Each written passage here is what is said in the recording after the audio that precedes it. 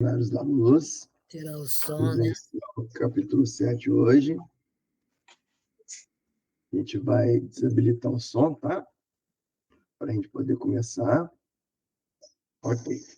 Então, a gente convida a Adriana para poder fazer a leitura do exórdio do livro Caminho, Verdade e Vida, psicografia de Chico Xavier, editado por Emmanuel. Hoje vai ser o capítulo 34, Comer e Beber. Antes, a mensagem da agenda, né, instruída pela Adriana, foi tirado da data de 17 de outubro, é extraída do livro Os Mensageiros, o capítulo 81 desse livro. A mensagem é razoável aguardarmos confiantes novo empréstimo de oportunidade do tesouro divino. Então, Adriana, pode fazer a leitura. Okay. O capítulo 34, Comer e Beber, está na página 83, traz a seguinte epígrafe. Então, começarei a dizer, temos comido e bebido na tua presença, e tens ensinado nas nossas ruas. Jesus está em Lucas, capítulo 13, versículo 26. O versículo de Lucas, aqui anotado, refere-se ao pai de família que cerrou a porta aos filhos ingratos. O quadro reflete a situação dos religiosos de todos os matizes que apenas falaram em demasia, reportando-se ao nome de Jesus. No dia da análise minuciosa, quando a morte abre de novo a porta espiritual, eis que dirão haver comido e bebido na presença do Mestre, cujos ensinamentos conheceram e disseminaram nas ruas. Comeram e beberam apenas. Aproveitaram-se dos recursos egoisticamente. Comeram e acreditaram com a fé intelectual. Beberam e transmitiram o que havia aprendido de outrem. Assimilar a lição na existência própria não lhes interessava a mente inconstante. Conheceram o Mestre, é verdade, mas não o revelaram em seus corações. Também Jesus conhecia Deus. No entanto, não se limitou a afirmar a realidade dessas relações. Viveu o amor ao Pai junto dos homens, ensinando a verdade. Entregou-se à redenção humana sem cogitar de recompensa.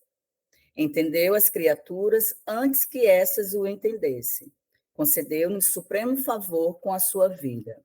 Deu-se em holocausto para que aprendêssemos a ciência do bem.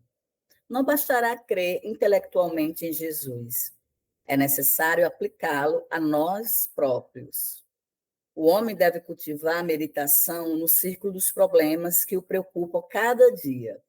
Os irracionais também comem e bebem. Contudo, os filhos das nações nasceu na terra para uma vida mais alta. Que assim seja. Que assim seja, graças a Deus. Obrigado, Adriana, pela leitura do exórdio. Então, convidamos a Liana para proferir a prece de início.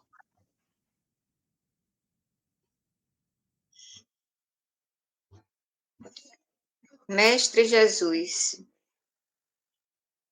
estamos aqui mais uma vez, Mestre, em busca de tuas palavras e de teus ensinamentos. Possamos, nesse momento, mentalizarmos a tua presença, de braços abertos, num ambiente em que a natureza predomine, onde possamos ouvir a voz da água que desce na cachoeira, onde possamos também ouvir as vozes dos pássaros que nos cercam, o vento que toca o nosso rosto. E nesse contato com a natureza e com o nosso Pai Celestial, possamos visualizar a Tua presença, Mestre, com todos os nossos irmãos espirituais, que neste momento povoam os nossos lares, trazendo todas as condições necessárias para que nossos corações se abram e recebam as tuas palavras mais uma vez nesse encontro semanal. E que esta tua presença tão forte dentro de nós, dentro de nossa consciência, onde reside o nosso Pai, possamos receber e transformar em atitudes, fazendo com que tu, Mestre, penetre em nossa vida, tornando-se o mais importante ser a cada dia, confirmando a tua presença neste nosso planeta, como a maior força espiritual e exemplo de amor e caridade. Tenhamos hoje as nossas lições e que possamos levar adiante a transformação desse mundo e para a nossa evolução espiritual. Recebamos a tua presença e de todos os nossos mentores espirituais e comecemos, Mestre, a crescermos através dos teus ensinamentos nesse momento. Que assim seja, graças a Deus. Que assim seja, graças a Deus. Obrigado, Liana, pela prece de início. Então, podemos começar nosso estudo, então, uma vez harmonizados pelo exórdio, pela prece. Você está querendo entrar aqui. Ok. Já. Então, vamos lá. Então, capítulo 7. Só está entrando aqui, eu estou aceitando. Então, capítulo 7, socorro espiritual. Então, vamos começar a leitura e o estudo do nosso capítulo 7. E lembrando a todos que o estudo é um estudo participativo, ele é feito com a participação de todos. Então, deixe exteriorizar as vozes que estão aí do lado de vocês, incitando-os a lançar os comentários no nosso estudo, né? Então, vamos lá.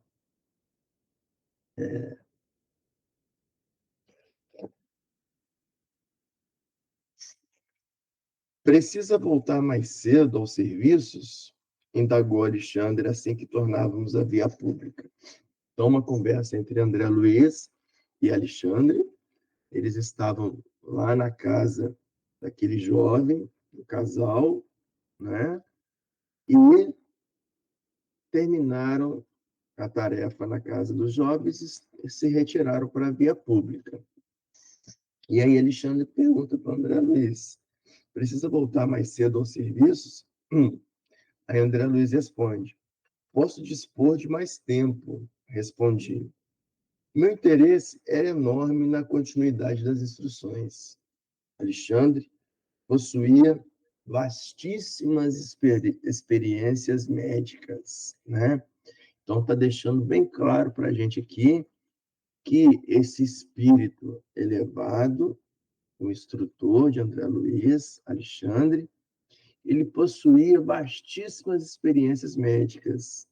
Falando isso, junto de André Luiz, que era médico na Terra, mas ainda não tinha experiência de médico espiritual, né? Então, André Luiz, ele tem um livro, né, Evolução em Dois Mundos. A segunda parte desse livro, no capítulo 19, ele fala um pouco para a gente dessa medicina espiritual. Ele nos diz o seguinte, que na espiritualidade, os servidores da medicina, eles penetram com mais segurança na história do enfermo, para estudar com o êxito possível os mecanismos das doenças que lhes são particulares. Então, a importância do médico espiritual, né? Então, o médico espiritual, ele adentra no perispírito do doente. E quando ele adentra no perispírito do doente, ele acessa o perispírito do doente, ele verifica todo histórico pregresso do doente, e nesse histórico pregresso, ele muitas das vezes ele visualiza as causas das moléstias que os médicos encarnados não conseguem visualizar. Então, né, o grande benefício do médico espiritual, né, é isso, acessar integralmente o perispírito do doente. Marco, Oi? surgiu uma dúvida pueril, mas eu vou perguntar, minha Uhum. dúvida. O médico espiritual, ele foi médico também aqui na Terra? Ou não tem nada a ver uma coisa com a outra? Não É necessariamente, pré-requisito? né? Não necessariamente. É Sim. porque o estudo ele continua no plano espiritual, né? O estudo ele continua no plano espiritual, mas a maioria das vezes sim. Por Sim. quê? Porque o que o espírito ele adquire em conhecimento, ele Não leva se para a perde. espiritualidade, né? E Hum. na grande maioria das vezes ocorre um aproveitamento desse estudo, Sim. né? Tá, essa pergunta me gerou outra, mas que eu queria fazer na aula passada, mas não fiz. Por exemplo, nessa encarnação, nós somos espíritas. Uma próxima reencarnação, a gente já vem como espírita ou pode mudar de religião, não dar continuidade? É a mesma coisa que as profissões, né? Mesmo É a jeito, mesma, né? é a mesma coisa que as profissões. Então, a gente, nós entendemos, né, o próprio Chico, né, nos fala isso, né, que o espiritismo não é a religião do futuro, mas o futuro das Futuro de todas as religiões. religiões. Por que o futuro das religiões? Porque é quando qualquer religião aceitar que fora da caridade não há salvação, que fora da caridade não há salvação, né? E que a continuidade da vida, de um Deus eterno, né, justo. E é interessante isso, por quê?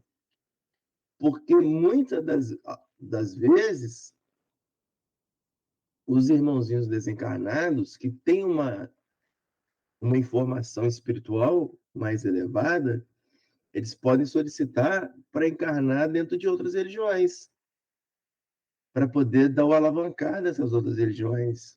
E não é isso que a gente observa, né? A gente vê muitos padres e muitos pastores que têm uma visão espírita, né? Então, é isso que acontece, né? Então, é o entendimento da evolução espiritual, né? Não uma religião por si só, o espiritismo, mas o entendimento da evolução espiritual, né? Obrigada. Alguém mais quer comentar algo? Pois não, Tarcísio? Pode ligar o microfone, tá? Que deve estar desligado. Então, você falou que o médico espiritual, ele consegue detectar o que o médico material não.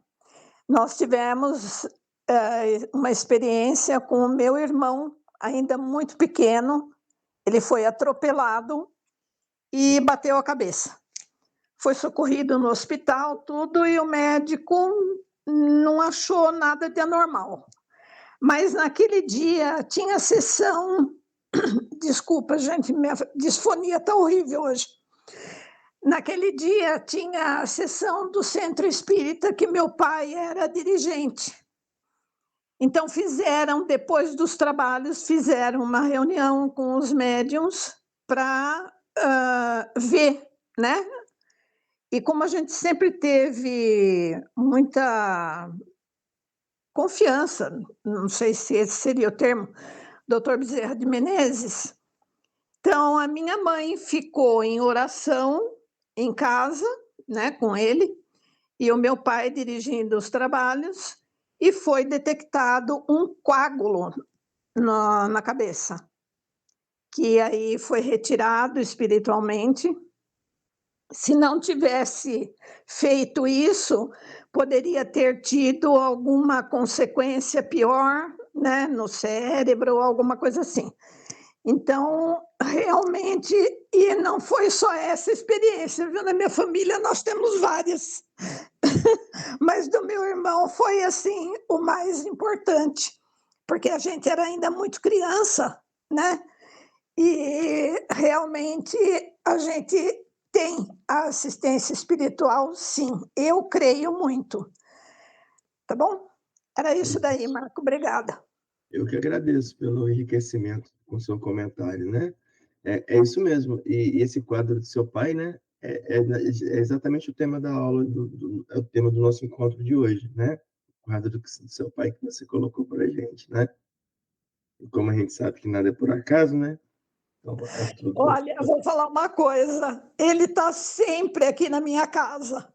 Ele é falecido em 76, mas ele está sempre aqui comigo, porque eu tinha uma ligação muito grande com ele. Sim. Então, às vezes, eu não vejo, porque eu não tenho evidência, mas eu sinto a presença dele. Uhum. Então, provavelmente, ele está aqui. Mediunidade sensitiva, né? É um dos tipos de mediunidade que nós temos. Ok. Excelente. Então, muito bem colocado aqui. E vamos dar continuidade, então, no trecho que eu trouxe do livro de André Luiz, né, Evolução em Dois Mundos, sobre essa medicina espiritual, né? Então, vou repetir a frase aqui. Na espiritualidade, os servidores da medicina penetram com mais segurança na história do enfermo, para estudar com o êxito possível os mecanismos da doença que lhes são particulares.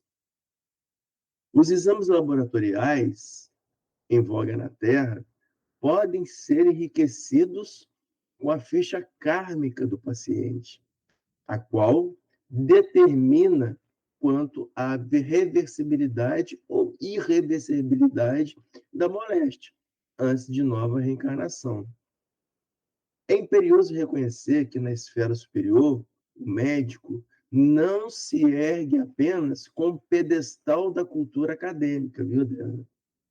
Qual ocorre frequentemente entre os homens, mas sim também com as qualidades morais que lhe confiram valor e ponderação, humildade e devotamento, né? Então, as características que o médico espiritual precisa de ter, além das informações científicas, mas as qualidades morais para que ele possa exercer essa medicina, nessa profissão bela, né? Ok, então se ninguém tiver nenhum comentário, vamos continuar.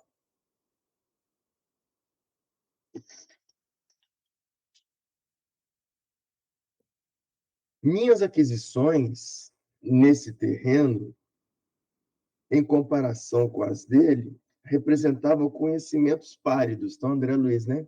Falando que os conhecimentos que ele tinha, visto aos conhecimentos de Alexandre, que era o médico espiritual, então representavam conhecimentos ínfimos, né?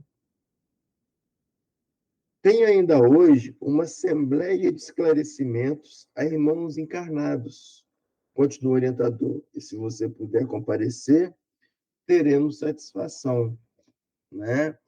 Então, André Luiz comentando que ele tinha uma assembleia de instrução para os irmãos encarnados. Então, lembrando que os irmãos desencarnados de esferas mais avançadas, eles frequentam assembleias de instruções a nós, desencarnados. No livro dos Espíritos, nos prolegômenos, então, o que são prolegômenos, né? São as introduções, as breves introduções antes da obra propriamente dita.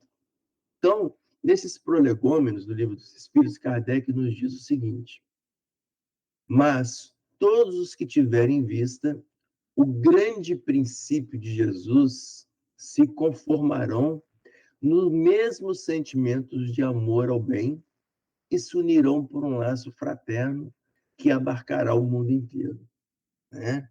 Então, todos que tiverem em vista o grande princípio de Jesus se conformarão no mesmo sentimento de amor ao bem, ao próximo, né? Então, isso aí é o fundamento das assembleias dos desencarnados com os encarnados. É essa visão que os irmãos desencarnados mais evoluídos têm da importância do amor ao próximo, da importância do trabalho no bem. E é só com esse trabalho no bem que eles conseguem se melhorar. Então, por isso que tem as assembleias dos encarnados com os desencarnados, dos desencarnados com os encarnados. Por isso que os irmãos espirituais, eles nos presenteiam com a participação em nossos encontros, né? Porque com esses nossos encontros, eles aproveitam para nos instruir, para nos retirar as nossas dúvidas, para nos fazermos, então, possuidores de melhores conhecimentos dessa doutrina, que é uma doutrina de luz para a nossa vida. Allan Kardec, no livro O Céu e o Inferno, na primeira parte desse livro, no capítulo 3, no item 5, ele nos diz a existência dos dois mundos, né? Que existe dois mundos. O mundo corporal, que é composto de espíritos encarnados, e o mundo espiritual formado dos espíritos desencarnados. E que esses mundos, eles se unem, eles se interrelacionam, né? Os irmãos desencarnados se interrelacionam conosco e nós nos relacionamos com os irmãos desencarnados através dos nossos pensamentos, através de nossas orações, né?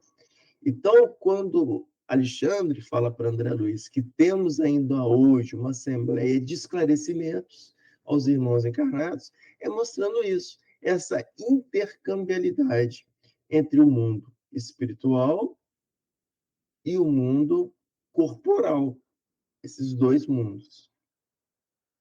Se nós pegarmos ainda o Evangelho segundo o Espiritismo, no capítulo 4 do Evangelho segundo o Espiritismo, no item 22, Kardec nos diz que com a reencarnação, finalmente, a solidariedade perpétua entre os encarnados e os desencarnados.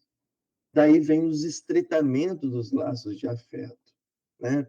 Porque, uma vez no plano espiritual, nós entramos em contato com os irmãos desencarnados, assumimos o planejamento reencarnatório, e nesse planejamento reencarnatório, vários compromissos são estipulados entre aqueles que vão reencarnar e aqueles que continuarão no mundo espiritual, assessorando aos recém-encarnados, né? Então, esse é o intercâmbio entre o mundo espiritual e o mundo corporal. Alguém quer fazer algum comentário?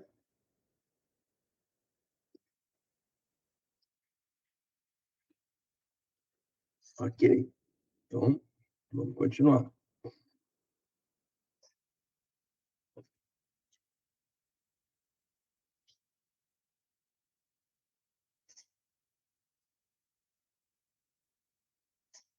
Como não? Estou aprendendo e não devo perder a oportunidade, diz André Luiz, né?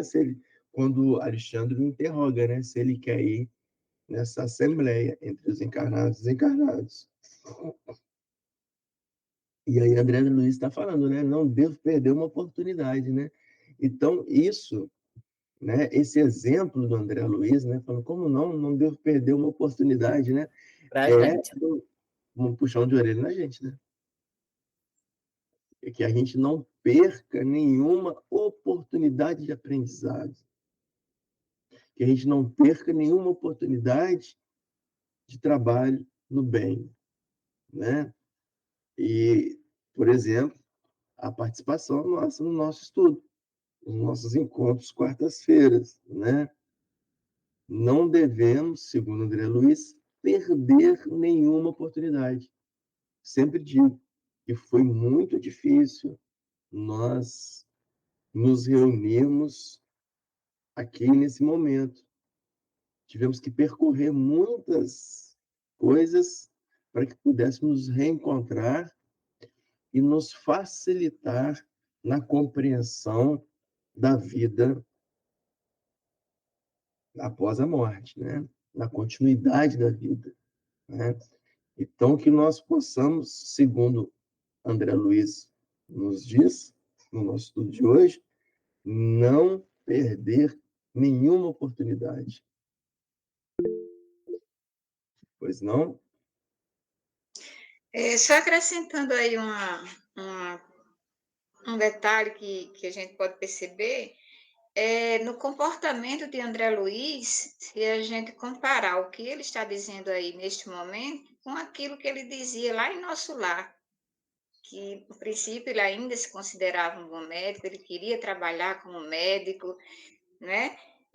Agora não, ele já conseguiu se tornar uma pessoa humilde, acreditando que a aprendizagem vai ser sempre necessária para que ele possa construir essa evolução tão necessária para ele, né, e para quem está ao seu redor. Um avanço muito significativo Não, para o espírito dele, excelente. né? É. E aí, Liana, a gente lembra, né, lá no livro Nosso Lar, que a impetulância dele, né? E quem estava colocando ele nos eixos era Narcisa, né? Aquela enfermeira, né? Que auxiliava a entender que primeiro ele precisava varrer o chão. Primeiro ele precisava varrer o chão, ou seja, né? A, ser simples, né? Ser simples, fazer coisas simples. E agora André Luiz fala que o conhecimento dele é ínfimo, né? E aí a gente entende Sócrates, né? Quando Sócrates dizia, né? Só sei que nada sei, né? Quanto mais a gente avança no conhecimento, mais a gente tem noção da ignorância que a gente tem, né? Mais a gente tem noção. A gente só diz que acha que sabe alguma coisa quando realmente o nosso conhecimento é muito pequeno a respeito daquilo. A gente acha que sabe alguma coisa, né? Então, quando a gente começa a estudar aquilo, a gente vê que a gente não sabe nada e que, em vista do que tem para aprender, o nosso conhecimento representa uma gota num oceano infindável, né? O tamanho, já nos dizia o filósofo, o tamanho do nosso conhecimento é medida da nossa própria ignorância. Verdade. Marco, Eliana, me veio um pensamento para falar para a gente, para vocês, para nós, principalmente para mim também, que assim como o André Luiz, lá em Nosso Lar, ele era impetuoso, arrogante, eu acho que também nós éramos daquele jeito também, lá naquele tempo que a gente estava estudando o Nosso Lar. Eu penso que Ainda por somos, meio... né? Ainda somos, né? Mas assim como o André Luiz evoluiu, lógico que sem medir pela mesma régua, porque não tem nem como fazer essa medição pela mesma régua, mas a gente também evoluiu por meio do estudo. Não no mesmo nível, mas também nós evoluímos, porque tinha coisa que era falada, eu dizia, não falava, né? Mas eu pensava, né? Meu Deus, tem nada a ver isso, que isso? Aí, com o conhecimento, com o estudo, com o ensinamento, você vai entendendo. Então, você vai deixando de ser menos arrogante, menos impetuoso, né? Menos o dono da verdade. E quando a gente... Qualquer coisa de estudo, né? Agora, voltando para as obras espíritas que nós estamos estudando, né? A gente vê como é imenso, né? as informações de cada obra, e que a gente estuda, mas não consegue estudar tudo da obra, né? É muita informação, né? Então é isso daí, né? Aí, só para acrescentar, para a gente nunca esquecer, né, do ensinamento espírita, amai-vos e instruí-vos. Está lá no Evangelho segundo o Espiritismo. Espíritas, amai-vos, eis o primeiro mandamento. Espíritas, instruí-vos, eis o segundo, né? Tudo bem lembrado. Então vamos lá, então, vamos continuar.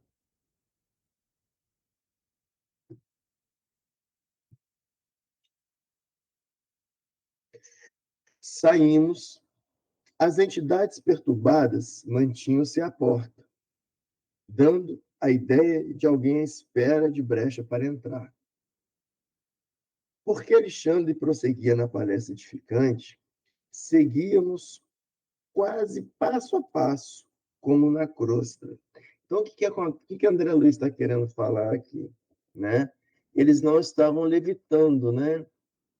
Eles não, eles estavam apenas caminhando passo a passo para que desse tempo e ele pudesse aproveitar mais ainda das explicações de Alexandre, né?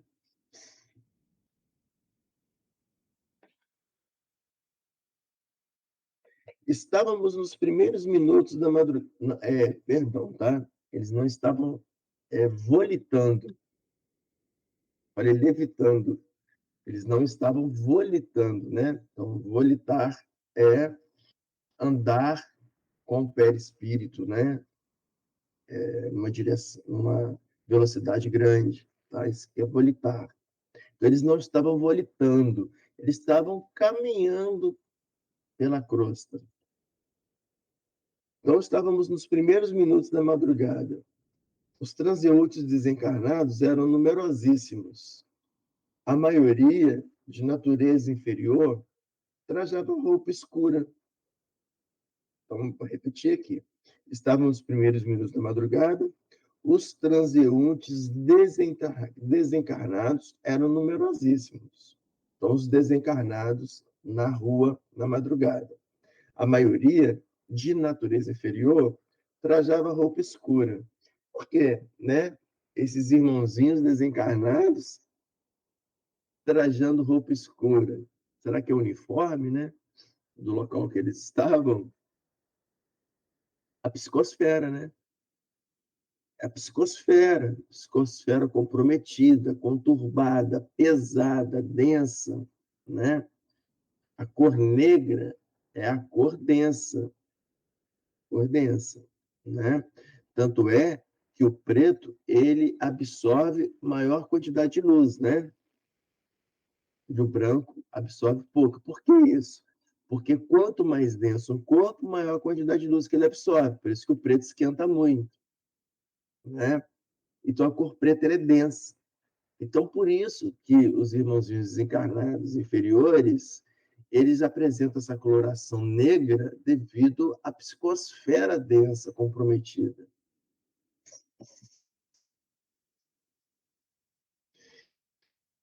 Então, a maioria de natureza inferior trajava roupa escura, mas, de espaço a espaço, éramos defrontados por grupos luminosos que passavam céleres em serviços cuja importância se adivinhava.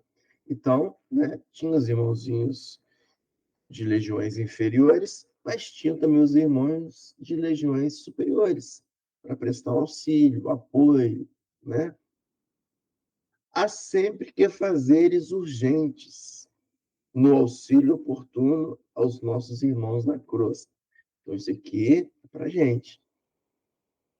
Há sempre que fazeres urgentes em auxílio. Há sempre o que nós fazermos de urgente para auxiliar alguém que está necessitando do nosso lado. Basta nós termos olhos de ver e a sensibilidade do coração.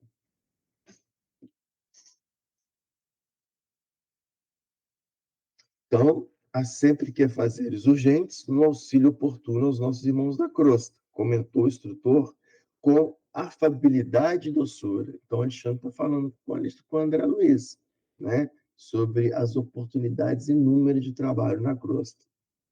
E, na maior parte das vezes, é mais eficiente o nosso concurso à noite, quando os raios solares diretos não desintegraram certos recursos de nossa cooperação.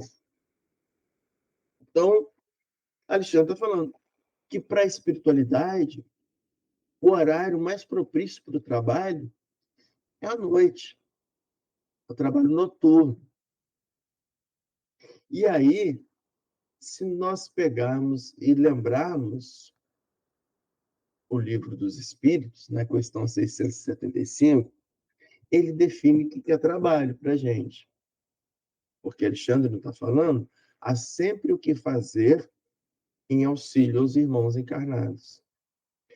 E aí, o Livro dos Espíritos, na questão 675, que está dentro das leis divinas ou morais, dentro da segunda lei divina, que é a lei do trabalho, ela define que trabalho é toda ocupação útil. Útil, não para mim, mas para o próximo. No Evangelho segundo o Espiritismo, no capítulo 18 do Evangelho segundo o Espiritismo, o item 38 nos diz o seguinte, Kardec: o sono tem por fim dar repouso ao corpo. Isso nós já sabemos. O espírito, porém, não precisa de repousar. Enquanto os sentidos físicos se acham entorpecidos, a alma se desprende em parte da matéria e entra no gozo das faculdades do espírito. Então, a gente já entendendo por que o trabalho noturno para os espíritos é mais fácil. Porque nós estamos desdobrados, estamos em desdobramento, estamos desvinculados do laço corpóreo, momentâneo. O Marco, mas eu fiquei na dúvida quando ele fala que é mais eficiente o nosso concurso à noite, quando os raios solares diretos não desintegram certos recursos de nossa cooperação. Mas por que o raio solar, se ele é benéfico, ele é divino, ele vai desintegrar, não sei que recursos é esse que ele está falando, da cooperação do bem? Mas por quê? Do espírito que sofre, do irmãozinho que sofre, eu entendo, mas ele está falando aqui do nosso concurso, aí eu não entendi. Sim. Achei Então, paradoxal. Não é não. Vamos entender não, que você vai entender que não é não. Então diga aí. Entender que não é não. Então, vamos lá. Nós temos um ciclo hormonal nosso, chamado, que controla o nosso ritmo de vida, chamado ciclo circadiano, né? Então, o ciclo circadiano é o nosso ciclo durante o dia e durante a noite, que acontece com o nosso corpo. Então, nós, seres humanos, somos diurnos. Tanto é que nossa visão é uma visão diurna. A gente necessita da luz para poder enxergar, né? Os raios solares, eles estimulam o nosso estado de vigília. Estimulam o nosso estado de vigília, liberando cortisol, deixando-nos atentos. Quando os raios solares vão diminuindo, o nosso estado de vigília vai também diminuindo, para que a gente entre em processo de exatamente sonolência. E aí, nesse processo de sonolência, que é para o refazimento das energias do nosso corpo, que são necessárias, nesse momento relaxa os laços perispirituais. Por isso que ele fala que os raios solares, eles não são bem-vindos, porque o trabalho que eles precisam fazer, porque precisam do nosso desprendimento espiritual, e os raios solares nos deixam em estado de vigília. Entendi. Ok? Uhum. Tá bom, gente? Pois não? Pode ligar o microfone, que está desligado, Bernadette. Nós encarnados, nós também trabalhamos, nosso perispírito, como você disse, ele se desmembra, e nós trabalhamos tanto no plano espiritual como no plano material, né? Uhum. Eu lembro que há um tempo eu trabalhei com uma médica espírita, ela já até faleceu, e ela um dia chegou, a gente trabalhava com adolescente, fazendo atividade educativa, e ela um dia chegou para mim e disse assim: Bernadette, ontem eu passei a noite sonhando com você, a gente fazendo atividade educativa. E eu não tinha conhecimento nenhum, na época eu não me interessava em estudar e nem nada. Aí eu disse, é por isso que eu amanheci tão cansada, mulher. Mas É, é isso, eu acho que isso a aí. gente o perispírito se desmembra e Isso. as pessoas fazem trabalho à noite também. Isso. E os irmãos desencarnados aproveitam isso para poder trabalhar em conjunto com a gente, né? E aí, eu depois que eu estou estudando, eu passei um tempo, eu parei mais, mas eu passei um tempo dizendo assim, estou à disposição para qualquer trabalho espiritual, seja no plano material ou no plano espiritual, antes de eu dormir. Isso. Me Eu vou até me falar alguma dispondo, coisa a respeito disso. me dispondo a trabalhar, porque a gente sabe que o perispírito se desmembra e trabalha. Verdade. Quando eu fui convidado pela primeira vez para dar palestra espírita, foi lá na selva amazônica, onde que eu estava lá, numa cidadezinha, no interior da selva, e tinha um centro espírita. E lá que eles me chamaram para poder dar palestra, né? Por que eu estou falando isso? Porque está falando aqui das assembleias, né? Está falando a gente falou das assembleias de instrução dos desencarnados. E quando eu fui convidado, né, à noite, quando eu fui dormir, eu sonhei, na verdade não sonhei, me desdobrei, né? Que eu estava saindo do meu quarto, entrando no meio da selva mesmo, saindo da cidadezinha, entrando no meio da selva, e indo para um caminho, no caminho eu cheguei no meio de uma caverna na selva, e que estava tendo uma palestra, tipo um auditório, com várias cadeiras imensas, gigantes, um auditório, e uma palestra, né? E muito interessante, que aí eu sentei, escutei a palestra e tal, né? E era palestra espiritual, né? Então, eu não esqueço disso. Então, essa assembleia dos desencarnados para os irmãos encarnados necessitados, né? De aprender alguma coisa, né? Então, é isso aí mesmo. Então, durante o estado do sono, acontece esse desdobramento e os irmãos espirituais têm essa facilidade para poder trabalhar nesse momento. Ok? Alguém quer fazer um comentário? Não? Então, vamos continuar aqui. Então,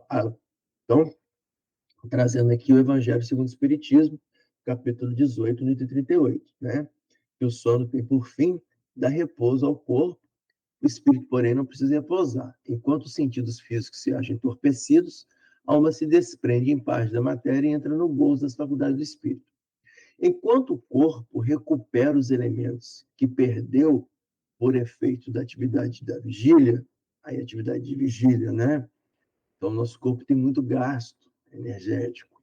O espírito vai retemperar-se entre outros espíritos, ou seja, o espírito ele vai se encontrar com outros espíritos. E aí, Bernadette, Kardec nos fala nesse item do Evangelho segundo o Espiritismo: eleve, pois, aquele que se acha compenetrado desta verdade, o seu pensamento a Deus, quando sinta aproximar-se do sono, e peça o conselho dos bons espíritos e de todos cuja memória lhe seja cara, a fim de que venham juntar-se-lhes nos nos curtos instantes de liberdade que lhes são concedidos.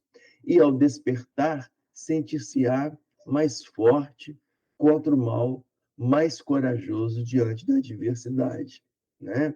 Então, mais ou menos isso que a Bernadette estava nos falando. Quando a gente for deitar, a gente se propõe, né, aos irmãos espirituais de luz, que nos faça, que nos informe, que nos esclareça, né, que nos auxilie no trabalho do bem, né? E aí eu lembro lá do Livro dos Espíritos, né, sempre, instrução de Santo Agostinho, dizendo para a gente que faça essa oração para o seu anjo protetor, são os irmãos espirituais, ele fala que certamente através dele Deus o assistirá. Né? Então, vamos lá. Pois não, Tarcísio? Então, Marco, é isso mesmo, porque nós somos instrumentos, né? E para tudo, para cura, para socorro espiritual, né? Porque, como a gente está falando, quando deito, que eu faço a minha prece, eu peço aos espíritos de luz, né? Que usem aonde for necessário, países em guerra, presídios, hospitais, creches, enfim, aonde for necessário que o meu espírito possa ajudar, né? Porque a gente, de qualquer forma, é instrumento, né? Mesmo se você uma pessoa tiver um problema e você se dispuser a ouvir, você está sendo um instrumento, né, de compreensão para aquela pessoa. Não é verdade? Verdade, isso mesmo. Por isso, né, que Francisco de Assis, né, quando ele compreendeu a máxima de se ajudar ao próximo, né, e aí ele nos trouxe a belíssima oração, que é o pedido, né? Um pedido. Senhor, fazei-me de mim instrumento de vossa paz, né? Então é isso. É aquele pedido, né? Senhor, faça de mim instrumento para que nós possamos ser útil ao próximo, né? Então é isso daí. E a outra frase de Emmanuel, de André, no livro Nosso Lar. Quando o servidor está pronto, o serviço aparece. Isso, exatamente. E muito, viu, Adriana? E muito. Vai aparecendo, né?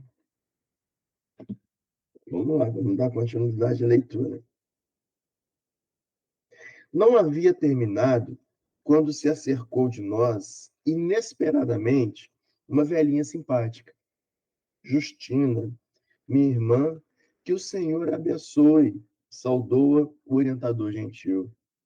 A entidade amiga, que demonstrava muita inquietude no olhar, respondeu com afetuoso respeito e explicou-se. Alexandre, tenho necessidade de seu auxílio urgente e vim ao seu concurso, ao seu encontro. Desculpe-me. E antes que o instrutor pudesse sondar-lhe verbalmente a aflição, a interlocutora prosseguiu. Meu filho Antônio encontra-se em estado gravíssimo. Agora era Alexandre que a interrompia.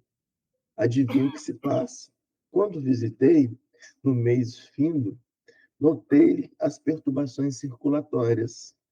Sim, sim, continuou a mãe aflita. Antônio vive no círculo de pensamentos muito desregrados, apesar do bom coração. Então, o filho dela, apesar de ser uma pessoa boa, vive no círculo dos pensamentos muito desregrados. E esses pensamentos desregrados o agrediu fisicamente, né? Então, aquela velha tecla que a gente sempre toca nos nossos encontros, né?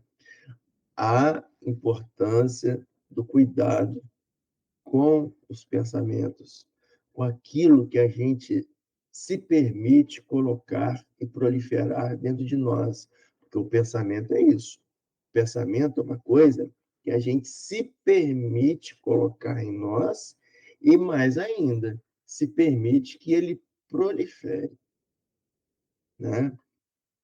E aí, lembramos um livro, Vinha de Luz, ditado por Emmanuel, para Chico, o capítulo chamado O Capacete. Nesse capítulo, chamado O Capacete, traz um prefácio que é a carta de Paulo aos Efésios, o capítulo 6 e versículo 17 dessa carta. Tomai também o capacete da salvação. E aí eu trago um item desse capítulo, onde Emmanuel nos diz: as forças contrárias ao bem, meu amigo, alverjatiam o mundo íntimo, através de todos os flancos. Defende a tua moradia interior. Examina o revestimento defensivo que vens usando em matéria de desejos e crenças, de propósitos e ideias, para que os projéteis da maldade não te alcancem por dentro, né? Então, as forças adversárias do bem, elas emitem projéteis que nós já estudamos aqui, né? São aqueles fragmentos do pensamento. Já vimos isso, né? Aqueles fragmentos do pensamento. Mas esses fragmentos de pensamento, eles só atingem aqueles espíritos que estão em consonância com esse pensamento. Consonância. É como se os projéteis emitidos só fossem enviados em direção daqueles que tivessem um imã para atrair esses fragmentos. Então, se nós orarmos e vigiarmos constantemente, cuidarmos daquilo que nós permitimos que prolifere em nossos pensamentos, porque pensamentos não benéficos a gente vai ter todo momento do dia. Agora, o cuidado é não permitirmos que esses pensamentos proliferem, que esses pensamentos se tornem repetitivos. Porque se a gente permitir que esses pensamentos se tornem repetitivos, eles passam a fazer parte da nossa vida, do nosso modo de pensar, né? Então é isso. É nós sempre orarmos, vigiarmos, e a partir do momento que está vindo um pensamento repetitivo, nós pararmos. Isso está fazendo bem para mim? Se não está fazendo bem, não tem que continuar, né? Então, é isso que esse capítulo, o capacete, né? O capacete é a proteção, né? É a nossa carapaça, né? É a nossa proteção que nós temos, que é o cuidado com os nossos pensamentos. Então, vamos continuar.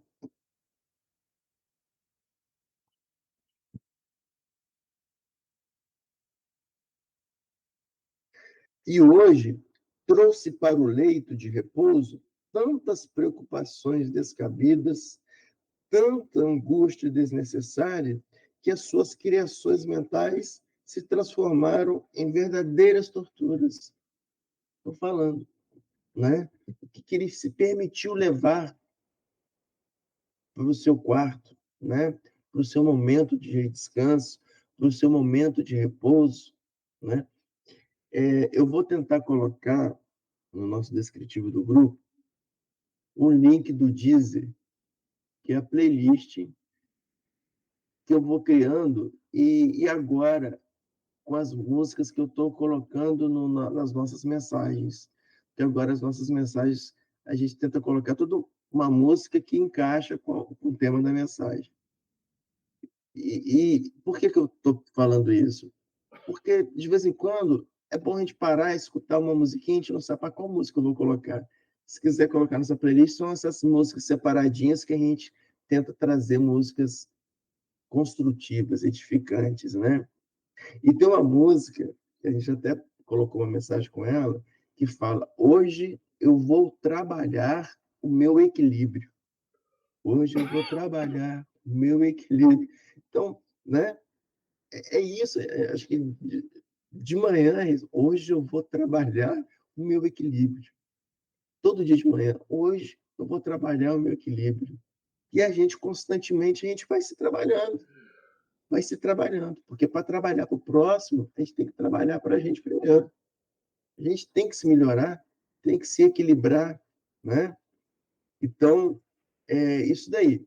Então, quando Justina fala para Alexandre, e Alexandre diz, né, que hoje o filhinho dela trouxe para o leito de repouso tantas preocupações descabidas, tanta angústia desnecessária, que as criações mentais transformaram-se em torturas. Porque o nosso pensamento ele tem a capacidade de plasmar situações. Plasmar é tornar real para nós. Tornar real para nós. Então, a gente entra num circuito tão, tão forte no nosso dia a dia, que pequenas coisas que acontecem conosco, a gente deixa que fique reverberando, repetindo dentro da gente durante o dia todo. Pequenas coisas que a gente devia ter eliminado para lá, a gente deixa que fique. E vai levando para casa e vai reverberando até na hora de dormir. Isso, Marco, vai gastando a energia, né? Vai gastando fluido Consumindo, né? como se fosse uma pilha, né? Entendi. E isso vai consumindo a nossa energia. Consumindo a energia. E aí consome a nossa energia, o que acontece? O nosso sistema imunológico cai, a gente fica propenso a processos infecciosos, propensos a doenças outras, né? Isso que aconteceu com ele, o filho da Justina, né? Ele não teve esse cuidado mas não um dia ou outro, né? Isso aí é uma repetição de meses e anos, né? Meses, anos, deixando que aquilo vai se repetindo, que no dia a dia a gente seja um acúmulo tóxico de pensamentos infrutíferos, né? De pensamentos infrutíferos, de remorsos, de angústias pequenas durante o dia, né? Alguma coisa mal falada para a gente, ou até, de repente, uma coisa falada que a gente interpretou como mal falada para nós. E vai guardando aquilo, e vai levando, e vai permitindo que aquilo fique se remoendo dentro de nós. Né? Então, esse é o cuidado que nós temos que ter. Tem um livrinho chamado Instruções Psicofônicas. E essas instruções psicofônicas de Chico, quem ditava era o espírito de Dias da Cruz. No capítulo 19, esse espírito nos diz o seguinte, que o pensamento é a força que determina, estabelece, transforma, edifica, destrói e reconstrói. Nele, ao influxo divino, reside a gênese de toda a criação. Ou seja, quando nós estamos com um pensamento edificante, nós entramos em harmonia com a divindade e começamos, então, a ter processos de criação mesmo. No livro A Gênese, temos o seguinte, quando Kardec nos traz, os espíritos agem sobre os fluidos espirituais, não os manipulando como os homens manipulam o gás, mas com a ajuda do pensamento e da vontade. É a grande oficina da vida espiritual. Então, o nosso pensamento é a grande oficina da vida espiritual. Se nós nos permitimos ter pensamentos edificantes, os irmãos espirituais que confabulam com essa vibração atuam operando em nós, porque o nosso pensamento é a oficina dos espíritos, né? Então, por isso, assim, quando tivermos pensamentos, e vamos ter diariamente pensamentos não construtivos, aquela frase famigerada, esse pensamento não me pertence. Vamos passar para outro. Deixa para o lado, passa para outro. Né? É o cuidado conosco mesmo. Ok? E aí, vamos continuar.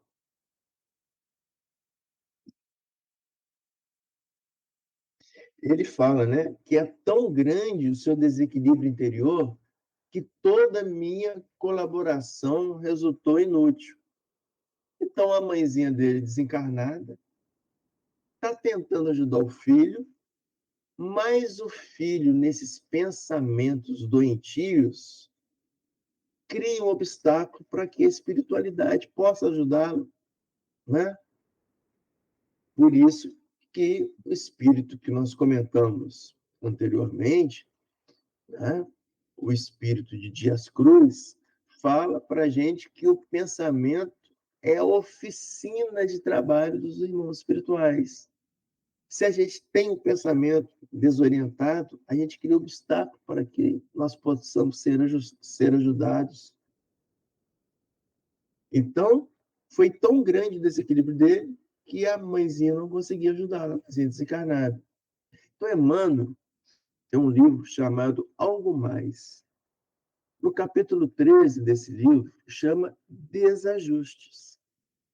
E aí, Emmanuel, sobre isso, desajustes, ele nos traz. Enquanto o progresso caminha, infundindo novos conhecimentos no espírito humano acerca das forças que regem o universo, o sofrimento dos desajustados não mostra diferença. Ou seja, o sofrimento dos desajustados também progride. Na época de profundas transformações que atravessas, não deixes que o materialismo te resseque as fontes do coração. Ante as nuvens de perturbação que se avolumam sobre quase todos os grupos sociais do mundo, ninguém exige te faças um sol efetuando a extinção total das trevas. Por amor a Deus e amor ao próximo, traze a tua migalha de amor e a tua recha de luz, né? Então, ninguém quer que a gente faça desaparecer as trevas de uma hora para outra, mas sim que a gente possa acender pequenas luzes nossas para contribuir com a diminuição da escuridão, né? E essas luzezinhas nossas, né, faça brilhar a vossa luz, né, nos diz o nosso modelo e guia, Cristo, faça brilhar a vossa luz, né, através do trabalho, através das correções das imperfeições de cada um, né, das 1000 imperfeições que nós carregamos. Uma imperfeiçãozinha que nós começamos a trabalhar nela, já é uma luzinha que começa a se acender, né? Então, é essa luz que nós conseguimos ajudar o próximo. Ok? Então, vamos continuar. Toda a minha colaboração resultou inútil, permanecendo-lhe o cérebro sob a ameaça de um derrame mortífero. Então, essa tortura de pensamento resultou em uma agressão na área cerebral do filho de Justina. E sentindo a gravidade do minuto, acrescentou triste: ó, Alexandre, bem sei que devemos subordinar nossos desejos aos desígnios de Deus. Entretanto, meu filho necessita de mais alguns dias na Terra. E aqui é interessante, né? Quando ela diz que o filho dela precisava de mais uns dias na Terra. E aqui é interessante para nós entendermos, né, que o planejamento reencarnatório é um traçar de possibilidades, de rotas, de missões, mas que é alterado constantemente pelo nosso livre-arbítrio. Pelo nosso livre-arbítrio. Um planejamento reencarnatório de anos pode se converter em uma vida de poucos anos, segundo o nosso livre-arbítrio. Como também um planejamento reencarnatório de poucos anos, devido a débitos contraídos, pode ser estendido devido ao livre-arbítrio, devido a ações do bem, mudança de postura, de comportamento, etc. Né? Então, aqui Justina está falando. Devemos entregar os desígnios divinos Mas ele precisa de ficar. Para quê? Para aproveitar? Não. Para ele poder ter um tempo a mais de cumprir determinada tarefa que ele precisava de cumprir. Então, continuando. Creio que em 2 meses conseguirei dele, indiretamente, a solução de todos os problemas que lhe afetam a paz da família, né? Sua autoridade pode auxiliar-nos, dizendo para Alexandre, né? A autoridade de Alexandre, como um espírito mais avançado, né? Seu coração edificado em Cristo permanece em condições de fazer-nos semelhante bem. Estou falando que o coração de Alexandre tem como auxiliá-los. Reconhecendo a urgência do assunto, exclamou o orientador: a caminho, não temos um segundo a perder. Daí a poucos instantes, penetramos na residência confortável. A velhinha aflita conduziu-nos a uma alcova espaçosa, onde o filho, chefe da casa, repousava metido em alvos lençóis, dando-me a impressão característica de um moribundo. Antônio parecia próximo de 70 anos e exibia todos os sinais do arteriosclerótico adiantado, né?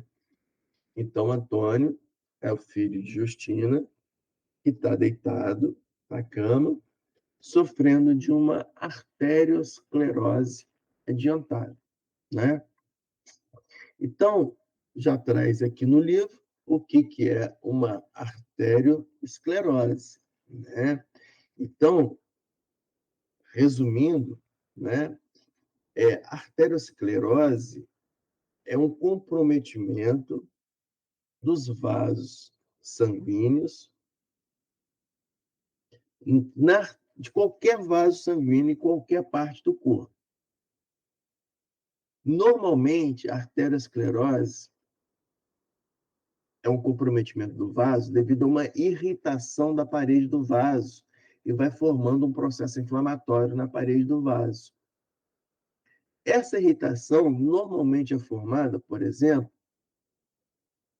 por um colesterol muito alto, por exemplo, o mau colesterol, né? O colesterol é uma substância do nosso organismo que nós necessitamos dele para fazer as membranas das nossas células, as nossas mucosas, é importante. Mas esse colesterol em excesso, ele começa a ser prejudicial. Esse colesterol em excesso, por exemplo, né, da gordura, né, dos óleos, ele vai se depositando na parede dos vasos e causando essa reação inflamatória. E esse depósito do colesterol, do mau colesterol, na parede dos vasos, gerando uma reação inflamatória, vai formando um nódulozinho, que é agregado de células inflamatórias, plaquetas. E esse nódulo vai aumentando e vai dificultando a passagem do sangue no vaso sanguíneo. Chega uma hora que, pelo próprio fluxo do sangue, fazendo força para passar, esse aglomerado de colesterol, células inflamatórias, pode se romper da parede do vaso e ficar dentro do vaso sanguíneo. E aí os nossos vasos sanguíneos, eles vão se afinando, tornando mais fininho.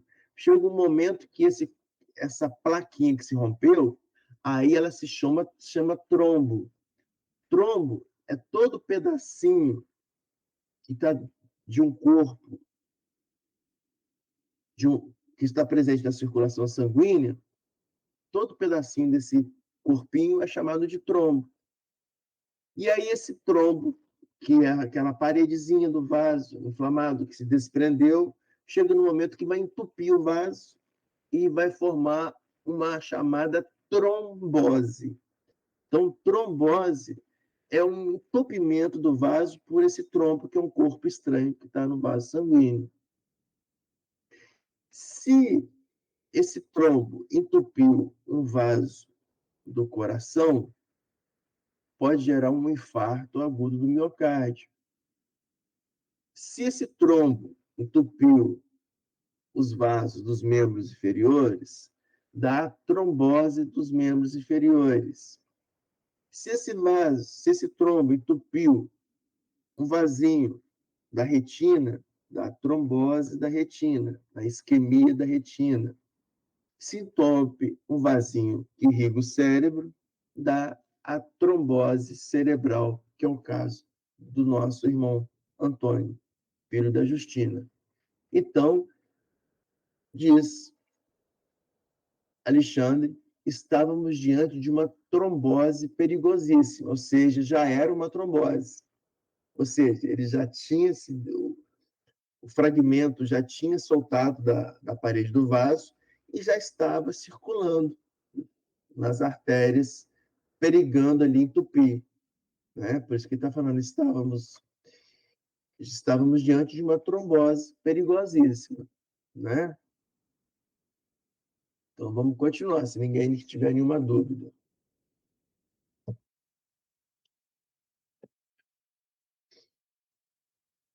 Então, estávamos...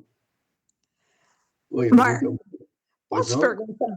Por que que falam que a gente tem... Ai, meu Deus, como é que chama? A melhora da morte? Não, que o colesterol alto é genético. Isso. O colesterol alto pode ser genético. Pode ser, tá?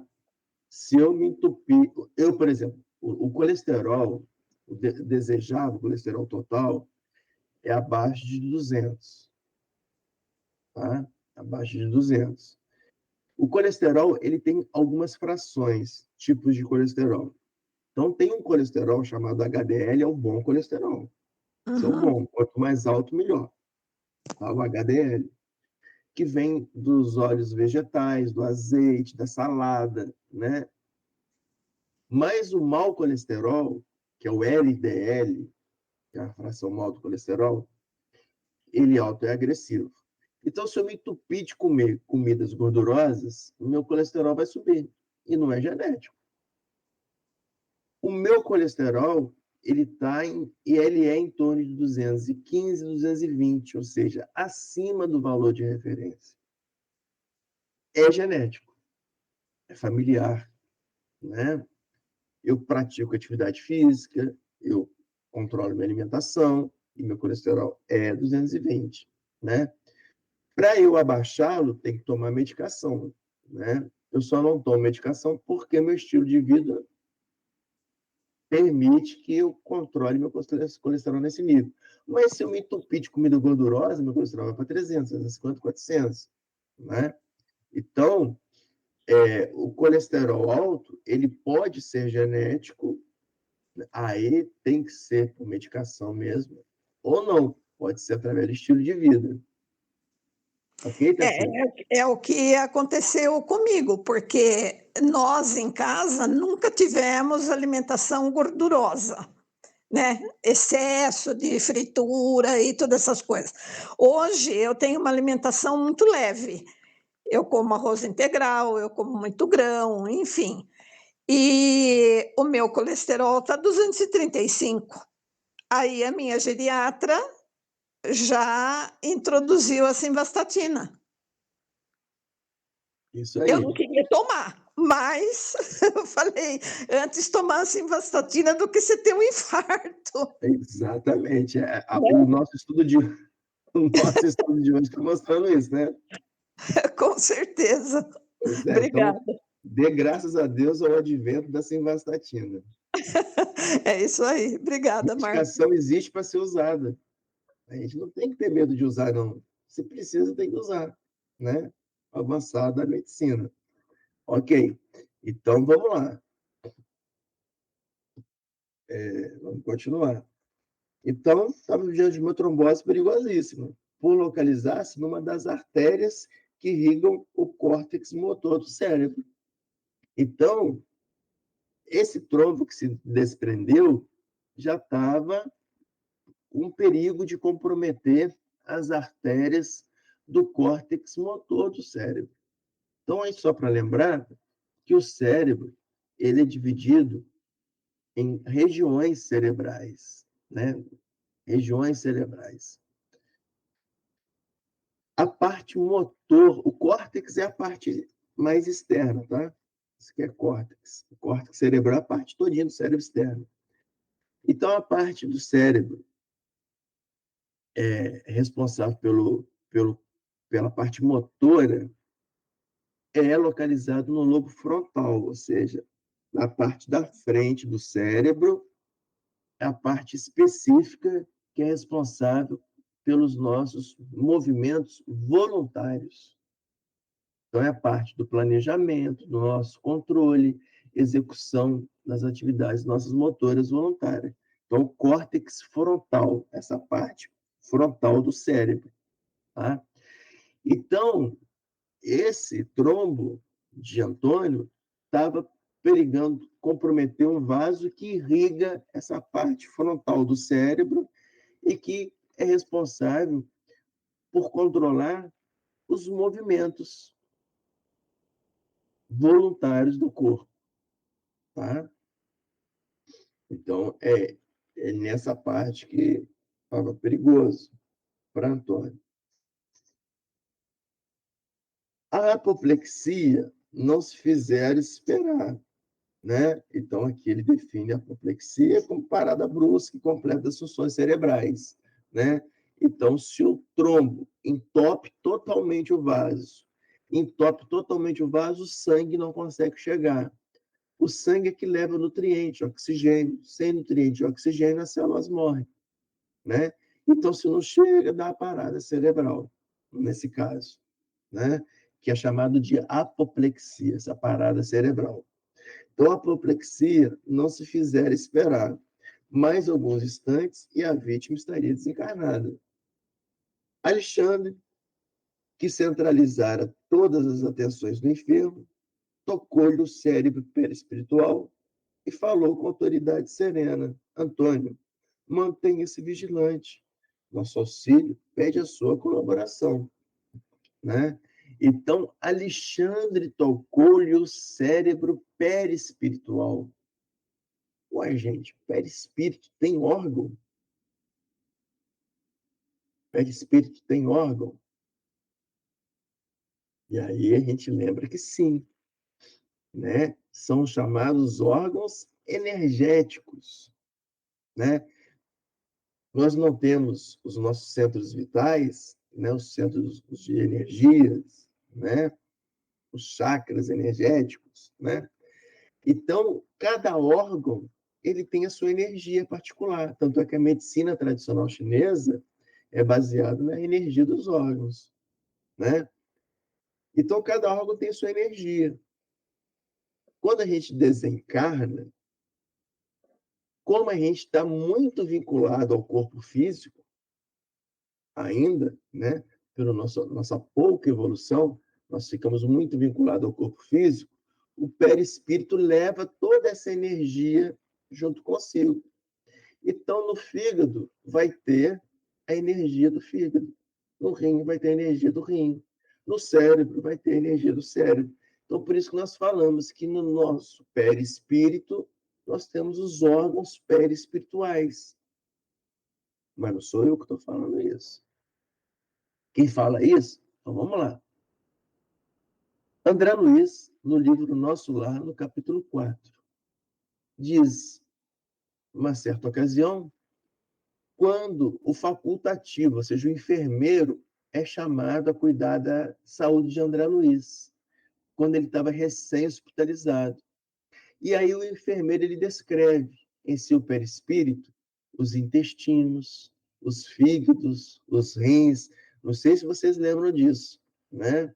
O médico espiritual mostrando que o intestino dele estava comprometido, né, pela sífilis congênita, né, os rins. Olha, André Luiz já estava desencarnado, como é que tinha intestino, tinha rim? Então, são os órgãos energéticos do perispírito, né? Os irmãos espirituais dos mais avançados, dos mundos celestes, eles têm órgãos espirituais? Não. Por quê? Porque eles não estão mais ligados à matéria. Não estão mais ligados à matéria, né? Então não tem órgão, é só energia. Energia pura de luz. Mas nós não. Nós carregamos conosco os órgãos perispirituais. Então, Alexandre coloca a mão no cérebro perispiritual dele, na energia relacionada ao cérebro do perispírito. Mas mais, Leon Denis, que é o consolidador da doutrina espírita, né, depois de Kardec, ele consolida, tem um livro chamado Depois da Morte. No capítulo 21 desse livro, Leon Denis dá para a gente o seguinte, que o perispírito conserva todas as aquisições do ser vivo, não só os órgãos energéticos, mas todas as nossas realizações, frustrações, mágoas, angústias. Então, guarda tudo no perispírito. É no cérebro desse corpo espiritualizado, ou seja, no cérebro do perispírito, que os conhecimentos se armazenam e se imprimem em linhas fosforescentes, e sobre ele é que se modela e se forma o cérebro da criança quando está encarnado, né? Então, ele é um modelo que se dá continuidade. E como é ali que fica registrado tudo, Alexandre vai e intervém sobre o cérebro perispiritual de Antônio. Então, eu convido para a gente poder parar aqui, para que a gente possa continuar na quarta-feira seguinte. Pergunto se tem algum voluntário. Primeiro, pergunto se tem alguma dúvida, algum comentário. Nós temos aí 4 minutinhos. Não tem nenhum comentário? Então, convido se tem alguém para poder fazer a prece de finalização do nosso estudo. Deixo aberto aí o convite para quem queira fazer, é só ligar o microfone e me falar. Nesse momento, uma confusão tamanha, que todo mundo quer fazer a prece final, né? Interrompe o fluxo do som, não consigo entender quem quer falar, mas eu vejo quem está falando mais alto é a Isabel. Então, Isabel... Escutei daqui. Convido a todos, então, que agradecemos a esse encontro maravilhoso, tantos esclarecimentos, tanto aprendizado, a todos que participaram, especialmente ao nosso instrutor, Marco, gratidão. Agradecemos a toda a espiritualidade amiga que nos acompanhou nessa noite de estudos. E em agradecimento a tudo isso, mais uma vez faço aqui de público, nesse pequeno público, mas um grande público espiritual, uma gratidão muito, muito profunda a todos que estão ajudando o nosso Estado, que é uma coisa linda, que é emocionante, as ajudas que estão chegando de todo o Brasil, de fora do Brasil, assim, uma coisa muito linda mesmo que está acontecendo, essa rede de solidariedade. Em meio a tanta tristeza, tantos desafios, um momento tão bonito acontecendo. Então, vamos orar o Pai Nosso e agradecer. Pai nosso que estais no céu, santificado seja o vosso nome. Venha a nós o vosso reino, seja feita a vossa vontade, assim na terra como no céu. O pão nosso de cada dia nos dai hoje. Perdoai as nossas ofensas, assim como nós perdoamos a quem nos tem ofendido, e não nos deixeis cair em tentação, mas livrai-nos do mal. Amém. Obrigada, uma boa noite a todos. Boa noite. Que seja. Muito obrigado Boa a todos. noite a todos. Boa noite. Boa noite, moçada. Boa noite, Noite. Foi tudo Ah, bem? tá tudo bem, Márcio? Tudo Tá. bem, Márcio? Tá igual coelho de pirata aí.